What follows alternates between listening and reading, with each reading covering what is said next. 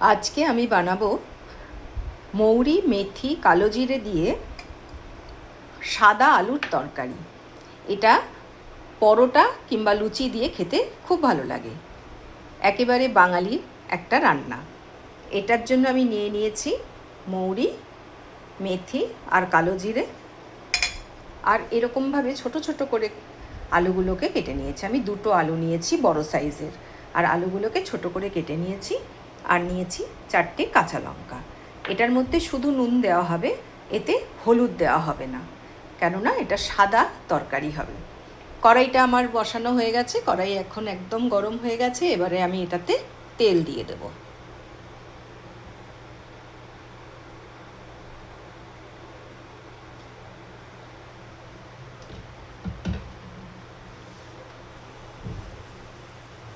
তেলটা একটু ভালো করে গরম করে নেব, তারপরে আমি তরকারিটা শুরু করব। তেলটা একদম গরম হয়ে গেছে, দেখুন কেমন ধোঁয়া বেরোচ্ছে। এবারে আমি এটাতে দিয়ে দেব মৌরি, মেথি আর কালো জিরে ফোড়ন।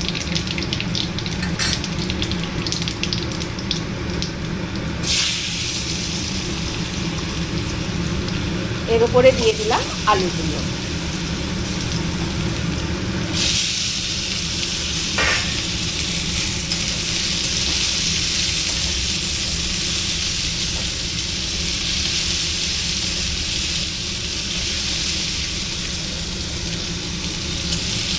আলুগুলোকে একটু ভালো করে ভাজা ভাজা করে নিতে হবে।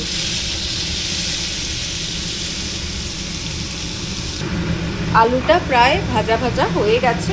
এবারে আমি এটাতে দেব স্বাদ মতো নুন।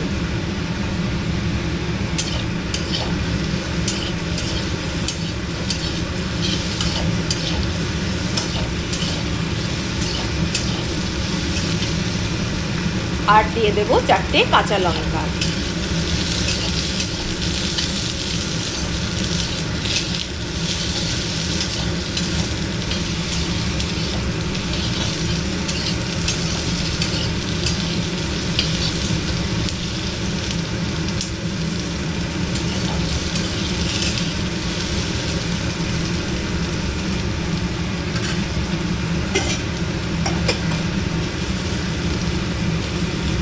এবারে আমি এতে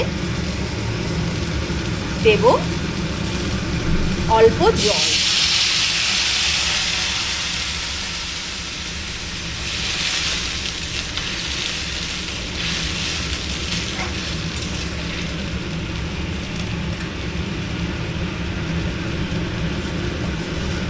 খুব বেশি জল দেওয়া হবে না, সেদ্ধ হয়ে যাবে এবং একটু মাখা মাখা হবে তরকারিটা।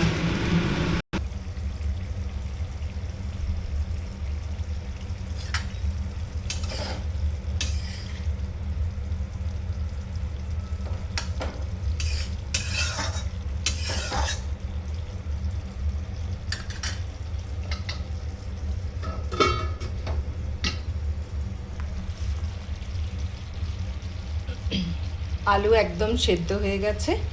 এবারে আমি একটু ঘি দিয়ে এটাকে নামাবো। ঘিটা অবশ্য দু রকমভাবে দেওয়া যায়। একটা, আপনি চাইলে ঘি মানে সর্ষের তেলের ওপরে কিছুটা ঘি দিয়ে, আধা চামচ কি 1 চামচ মতো ঘি দিয়ে তার ওপরে ফোড়নটা দেওয়া যায়। আবার নামানোর সময় এটা মানে ঘিটা দিলেও হবে। ঘিয়ের গন্ধটা খুব সুন্দর লাগে আসলে এই তরকারিটার সাথে। এই যে মৌরি, মেথি এবং কালো জিরের যে একটা গন্ধ, কাঁচা লঙ্কা আর ঘি, এই সুগন্ধটাই এই তরকারিটাকে আরও সুস্বাদু করে দেয়। কখনো বানিয়ে খেয়ে দেখবেন, খুব সুন্দর এই তরকারিটা খেতে। এখন এটা হয়ে গেছে, আমি এবার এটাকে একটু ঢাকা দেব, যেমন আমি প্রত্যেকবার করি। মানে রান্নাটা যখন হয়ে যায় তারপরে আমি এটাকে বন্ধ করে 5 মিনিট ঢাকা দিয়ে রেখে দিই, তারপরে ওটাকে নামাই। তৈরি হয়ে গেল আমার সাদা আলুর তরকারি। এটা লুচি বা পরোটা দিয়ে খুব সুন্দর লাগে খেতে। আজকে আমি বানাবো এর সাথে পরোটা দিয়ে আজকে আমাদের এই তরকারিটা খাওয়া হবে।